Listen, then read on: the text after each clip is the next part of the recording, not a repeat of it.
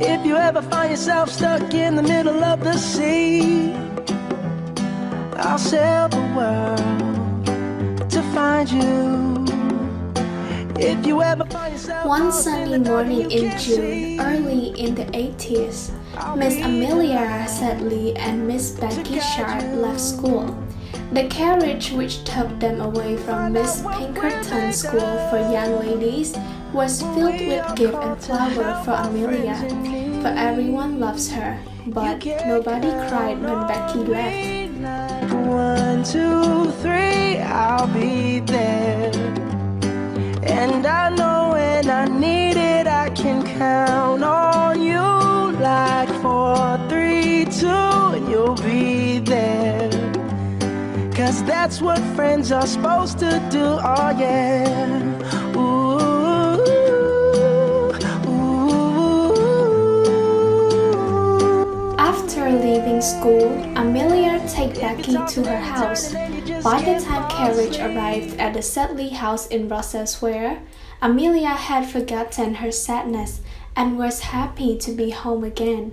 She took great pleasure in showing Becky everything in her house and the presents which her brother had brought back from her from India. Oh, that's my brother. Oh, really? Yes. I'm gonna introduce you to him, okay? Is he ready yet? No.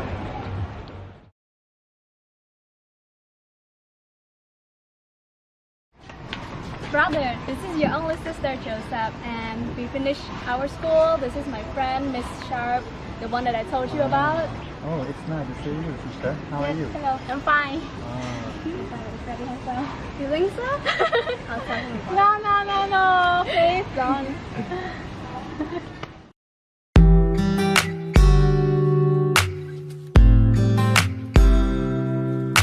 When Becky stayed at Mr. Sedley's house, she tried to do everything to win the heart of all the family. Joseph was surprised to find that he could talk to Becky quite easily. Becky had a good conversation with him, asked him many questions about India, and listened to him admiringly to all his stories.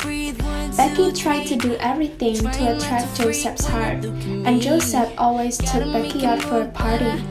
After they knew each other for a few weeks, Joseph fell in love with Becky and wanted to marry her. You make me run, hide. Feel like I get lost in time. Whenever you need me, girl, you make me shine. I'm fighting butterfly, fly. Yeah, you make me lose my mind. Whenever you need me, girl, you make me shine. But Joseph's plan that wanted to marry Becky was destroyed because George Osborne didn't want his brother-in-law to marry a governess without money and social position. After George had saw them together at the party, and he laughed at Joseph and made a cruel joke about him and Becky. And the result of this joke was that Joseph was decided that he was too ill to visit the young ladies, and the next day he sent the letter to his sister saying that he recovered a plan to go to Scotland for several months.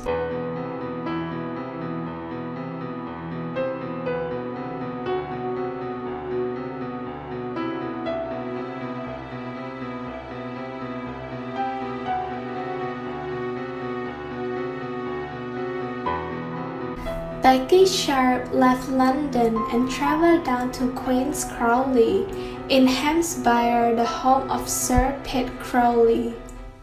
Here's my nephew, Rawdon. Hello, sir. Hey.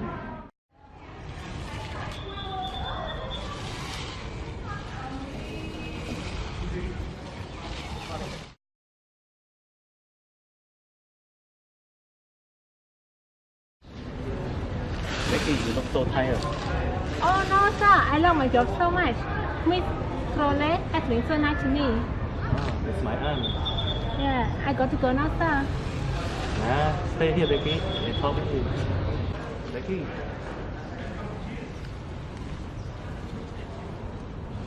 Captain Rawdon Crawley had paid Becky a great amount of compliments, had walked with her 20 times in the park, had met her on 50 corridors and passages.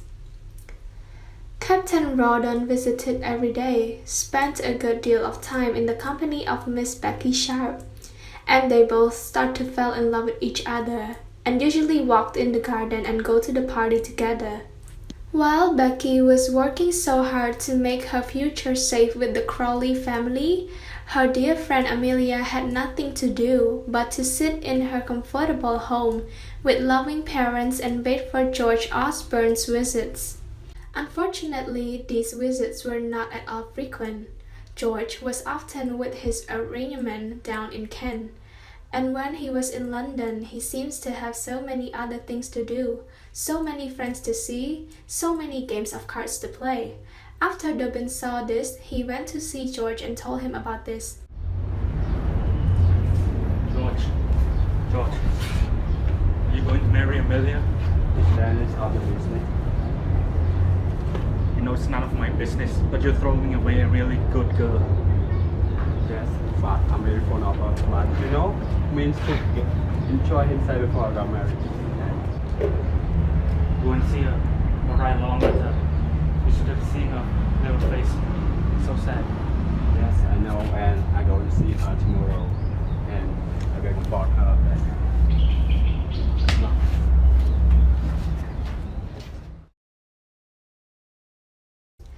At one party in Osborne House, George was asked by his father, John Osborne, about what he think about Amelia, and he was surprised by his father's question, because this marriage between Amelia and him was arranged by father years ago. After he knew that Amelia was very fond of him and always waited for his visit, George decided to see her and comforted her. And they walked together, have a good conversation, and Amelia was very happy to see George came to visit her. How dare you, sir, mention the person's name in my house? No, sir, you don't have the right to say word. They are to a captain of the British Army. I shall say what I want to my sons. I can make him a beggar if I like to. No gentleman or a fine captain in the British Army has the right to insult his father. No, I don't insult you, sir. But who told me to love her? And now her heart is mine. And you told me to throw it away. No, I can't do it. So I can't do that because of the other's problem. I will marry her. Even his father, Mr. Osborne, didn't approve his wedding, but George didn't care. He decided to marry Amelia anyway.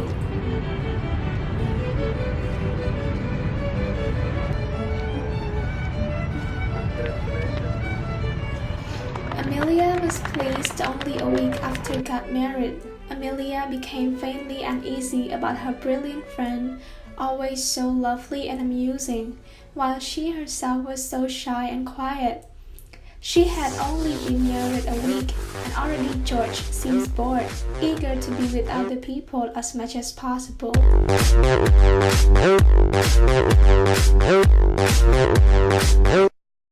At one evening, while Rawdon and Joseph were having a party, Becky and George were outside and admiring the talk together.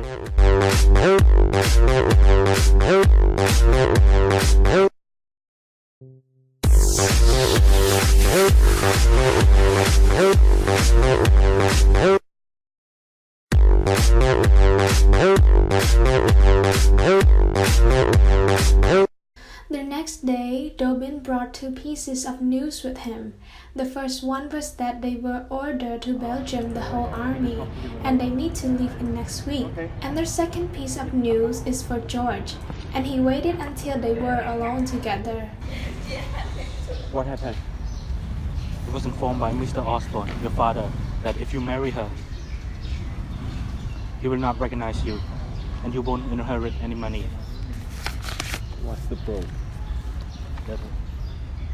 I am instructed by Mr. Osborne to inform you that, as a result of the marriage you have chosen to enter into, he no longer recognizes you as his son, and that you will therefore inherit no money from him on his death. The only inheritance due to you is the money left to you and your two sisters by your mother. That's not my father, lad. It's all your fault.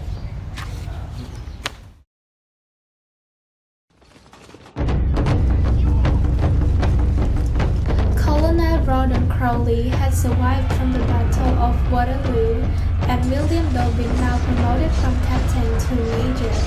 But many other officers had not survived, including George Osborne. He was died in the Battle of Waterloo. And when the news of George Osborne's death was brought to Amelia, it nearly killed her, and she was very sad. Throughout this time, Dobbin was never far away from her, and always accompanied her and comforted her as always. In London, Becky tried to gain her position in social by making a good relationship with Lord Steyne, and this Lord Steyne was one of the Becky's admirers in London. Lord was very fond of Becky because her brilliance and her clever conversation tried to help her orders without question. Walking home, Rawdon went with two men who arrested him without arguments, and he knew that if the money was paid, he would be released from the prison the next day. Rawdon was not too anxious. The debt is not a lot. He thought that Becky can find that much quite easily, but she'll be asleep by now, so he sent her a letter in the morning. How much is it for? A small amount, 120 pounds. Okay. To Mr. Nathan.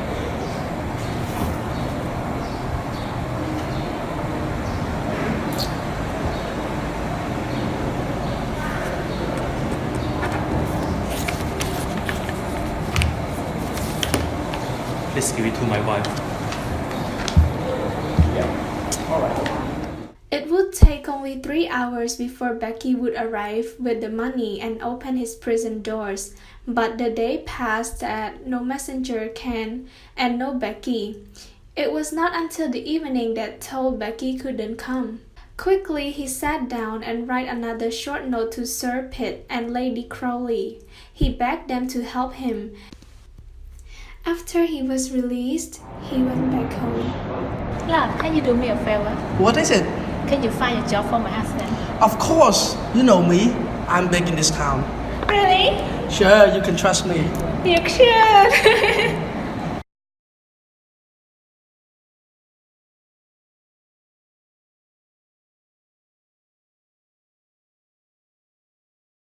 Becky! What? You're back? How are you? I'm innocent. Rawdon. Innocent? Damn you! You innocent? Jewels on your body, I pay for it. By me!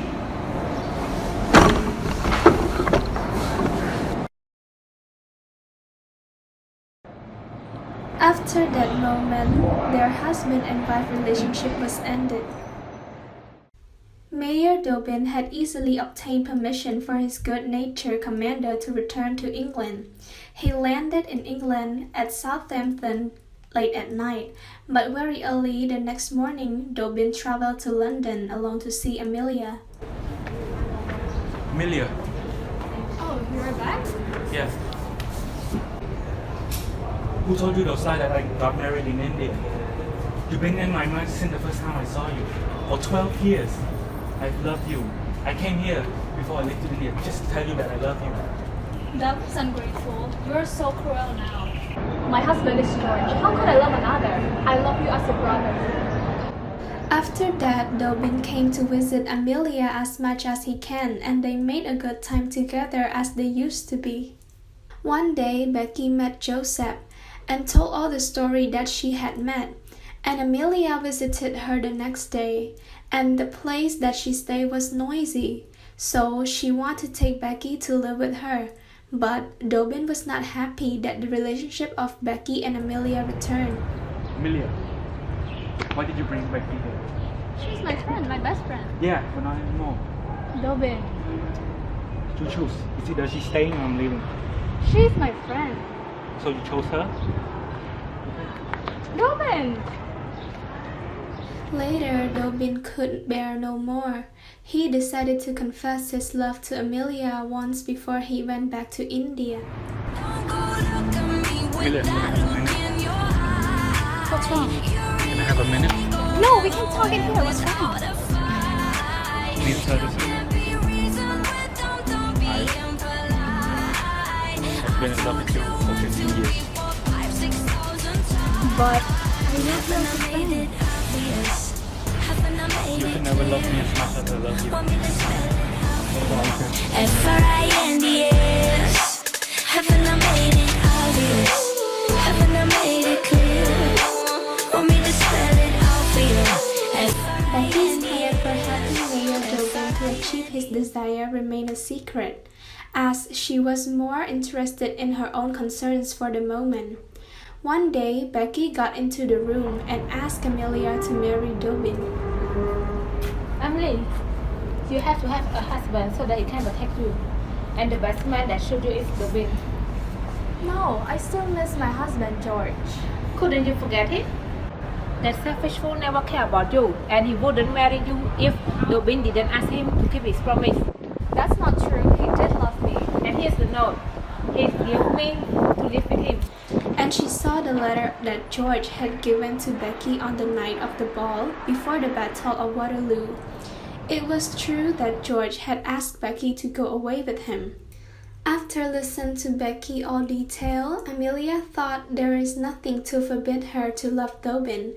She thought she may love him with all her heart now if Dobbin forgave her. And Amelia decided to write the letter to Mayor Dobbin to show her mind. 2 mornings after this, Amelia rose early and insisted on taking a walk along the harbor. And she thought that Dobbin might not have got the letter or he might not choose to come. But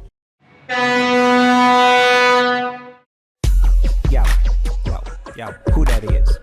I don't know, but she got that boom digga bum bum bum. When she move that butt, she got that boom digga bum bum bum. She got that boom digga bum bum. Is that Dobbin? Dobbin, where were you? Places, I guess. Look, I'm sorry. I know it was my mistake.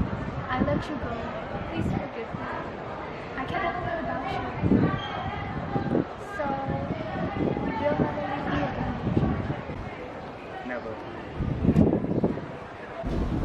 I promise.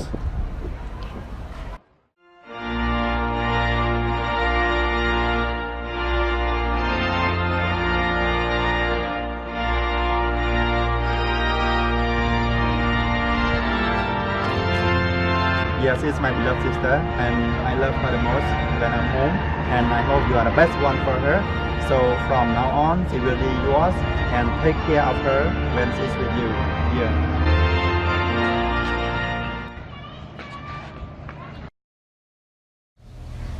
Please be calm and let the God be our witness. So, to the power of the God and the Bible believers in, would you like to take her as your wife? Sir? I do. How about you? We may now present husband and wife. after that, Dobbin and Amelia got married, and Dobbin decided to leave army after he was married. And from now to my very last breath, this day I'll cherish. You look so beautiful in white. Dobbin's lawyers informed that his brother-in-law had taken out a heavy insurance on his life and had probably been raising money to pay debts. After hearing about this, Amelia begged Dobbin to go and see her brother because she couldn't go while Becky is here.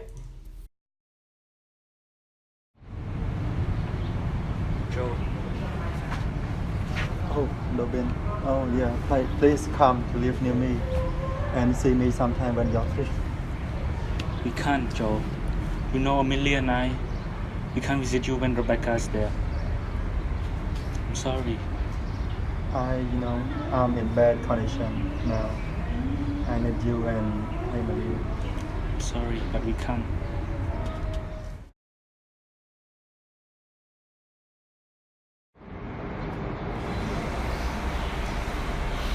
go to India, Joe. That's far from Becky. Yes, I'll go, but don't tell her. If you tell her, she will kill me, okay? Promise.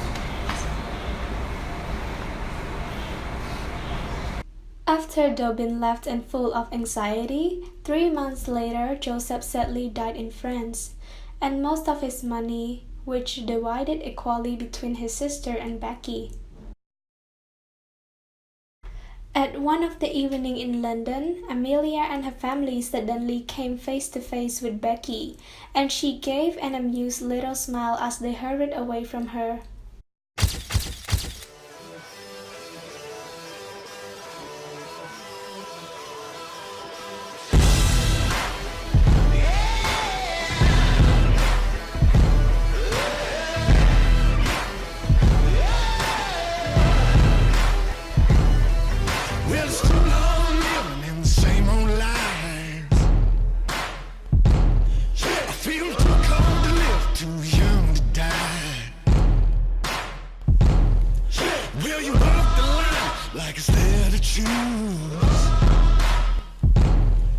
Just forget the wins, it's the best to use.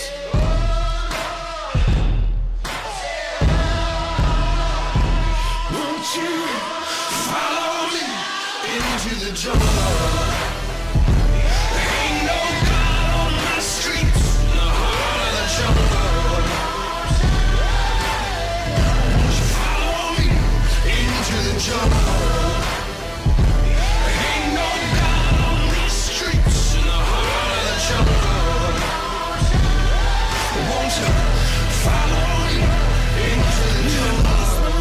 In the city of lights, in the backstreet balls and the neon lights. When I heard the thunder, I could feel the rain. It's the same religion.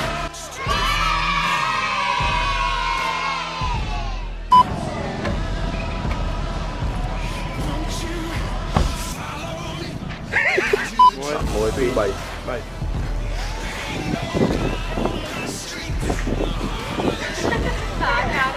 Vắng đặt cái thổi này mà.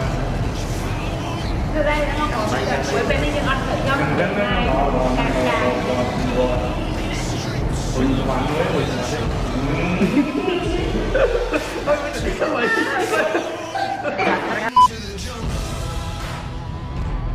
Don't trust a good man like Dobbin away. There are him.